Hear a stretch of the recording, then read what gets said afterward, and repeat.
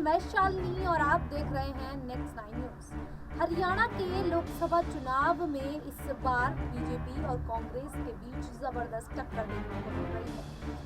पिछले चुनाव में राज्य की सभी 10 लोकसभा सीटों पर जीत हासिल करने वाली बीजेपी इस बार 5 सीटें ही जीत सकी थी। कांग्रेस ने 5 सीटें जीतने के साथ ही यह आदेश दे दिया है कि विधानसभा चुनाव में बीजेपी के लिए लड़ाई बेहद कठिन रहने वाली है। कांग्रेस ने गठबंधन करते हुए एक सीट आम आदमी पार्टी को सौंप दी थी और 9 सीटों पर खुद चुनाव लड़ा था। हरियाणा में 2005 से लेकर 2014 तक कांग्रेस ने भूपेंद्र सिंह हुड्डा के नेतृत्व में सरकार चलाई थी। बीजेपी साल 2014 में पहली बार अपने दम पर हरियाणा में सत्ता में आई थी। इसके बाद उसने 2019 में भी अपनी सरकार बनाई, लेकिन उसकी सीटों का आंकड़ा कम हुआ था। 2014 में 90 सीटों वाली हरियाणा में 47 सीटें जीतने वाली बीजेपी ने 2019 में 40 सीटें जीती थी और उन्हें जननायक जनता पार्टी के साथ गठबंधन करना पड़ा था। गठबंधन के तहत उसने जेजेपी के नेता दुष्यंत चौटाला को मुख्यमंत्री बनाया था। इस साल फरवरी में बीजेपी ने जेजेपी के साथ गठबंधन तोड़ दिया था।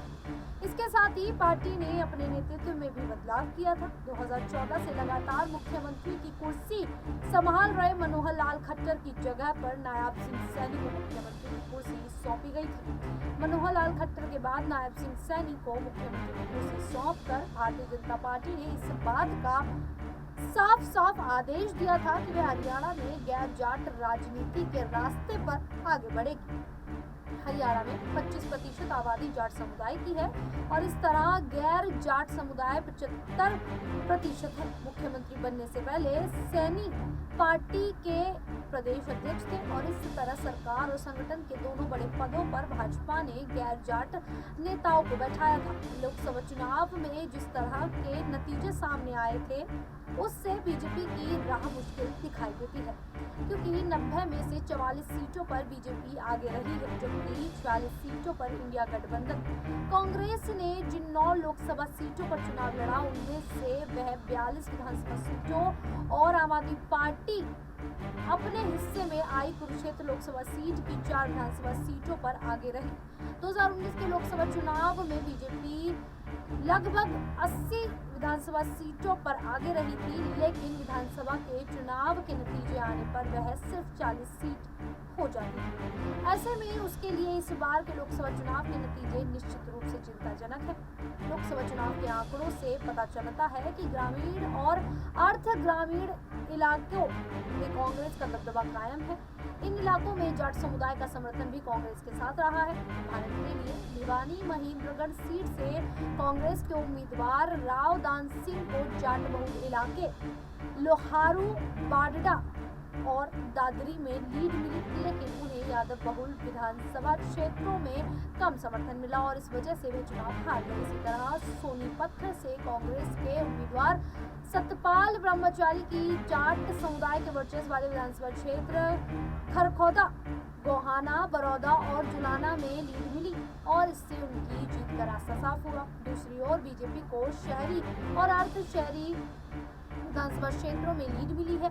बीजेपी को करनाल, पानीपत, सोनीपत, हिसार, फरीदाबाद, गुड़गांव और बादशाहपुर विधानसभा क्षेत्र में बढ़त मिली है। इसके अलावा अहिरवाल के इलाकों में भी बीजेपी को बढ़त मिली है। हरियाणा में कांग्रेस ने 5 लोकसभा सीटें तो जीती ही है, अपना वोट प्रतिशत भी बढ़ाया है। 2009 के लोकसभा चुनावों में कांग्रेस को हरियाणा में 28.51% वोट मिले थे, जबकि इस बार उसे 43.67 वोट मिले हैं।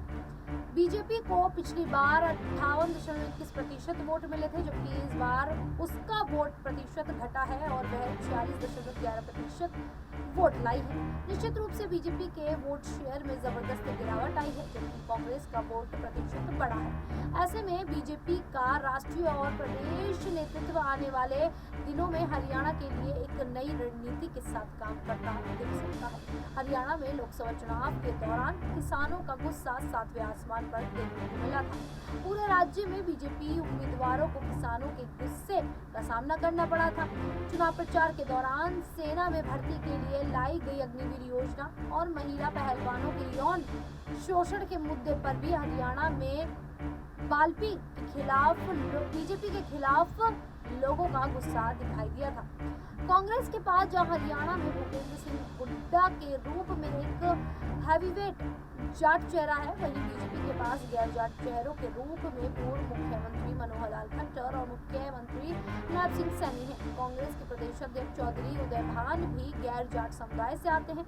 ऐसे में जातियों की सियासी गुणा गणित के बीच विधानसभा चुनाव की चुनौती बीजेपी और कांग्रेस दोनों के लिए ही कठिन है। बीजेपी ने जाट समुदाय से आने वाले पार्टी के पूर्व अध्यक्ष सुभाष बारला को राज्यसभा का सदस्य बनाया है और पूर्व प्रदेश अध्यक्ष ओम प्रकाश धनखड़ को राष्ट्रीय सचिव की जिम्मेदारी दी है। लेकिन ऐसा लगता है कि जाट समुदाय के बीच में अपनी पहुंच बढ़ाने के लिए पार्टी एक बार फिर किसी जाट नेता को प्रदेश अध्यक्ष बना सकती है। कांग्रेस के पास 5 में 4 सांसद ऐसे हैं जिन्हें भूपेंद्र सिंह हुड्डा की सिफारिश पर टिकट मिला था। इसमें सतपाल ब्रह्मचारी सोनीपत से, वरुण चौधरी अंबाला से, जयप्रकाश हिसार से और हुड्डा के बेटे दीपेंद्र सिंह हुड्डा का नाम शामिल है। कांग्रेस ने 2019 के विधानसभा चुनाव में जबरदस्त कम बैक किया था।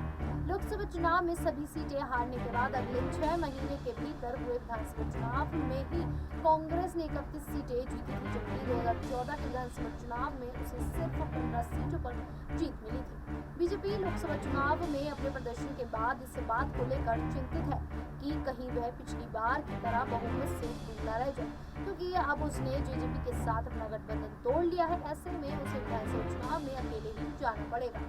जेजेपी भी गठबंधन तोड़ जाने से बेहद नाराज है और उसने कांग्रेस से कहा है कि वह सैनी सरकार के खिलाफ अविश्वास प्रस्ताव लाएगी तो जेजेपी उसका समर्थन करेगी। अब जिस तरीके से कांग्रेस का समर्थन करते हुए नजर आ रहे हैं दुष्यंत चौटाला, ऐसे में भारतीय जनता पार्टी को तमाम इस तरीके से रणनीतियां तैयार करनी होगी जिससे वो आने वाले विधानसभा चुनावों में हरियाणा में जीत दर्ज करते हुए नजर आए, क्योंकि आम चुनावों में भारतीय जनता पार्टी को सीधे तौर पर 5 सीटों का नुकसान हुआ है। ऐसे में कांग्रेस मजबूती से हरियाणा में उतर चुकी है। कांग्रेस लगातार भारतीय जनता पार्टी के खिलाफ मोर्चा खोले हुए है। ऐसे में जहां एक तरफ देखा गया कि उत्तर प्रदेश में भारतीय जनता पार्टी में अंतर्कलह है, तो वहीं हरियाणा में कांग्रेस में भी देखा जाए तो बंटवारा नजर आ रहा है। तो यहाँ पर कह सकते हैं कि बंटवारे नजर आ रहे हैं। एक यहाँ पर देखा जाए तो कुमारी शैलजा है, दूसरी तरफ है भूपेंद्र सिंह हुड्डा। तो देख सकते हैं कांग्रेस जो है वो 2 सिरे में बंटती हुई नजर आ रही है। ऐसे में कांग्रेस को अगर मजबूती से चुनावी मैदान में करना है और जीत दर्ज करनी है, भारतीय जनता पार्टी को सत्ता से उखाड़ कर फेंक देना है, तो कांग्रेस को एकजुट होकर चुनावी मैदान में उतरना पड़ेगा, जिसके बाद ही कांग्रेस जीत दर्ज करती हुई नजर आएगी। फिलहाल अब इस पूरे मुद्दे पर आप लोगों की क्या राय है, हमें कमेंट करके जरूर बताइएगा। इसी प्रकार की देश दुनिया से जुड़ी खबरों के लिए देखते रहिए नेक्स्ट 9 न्यूज।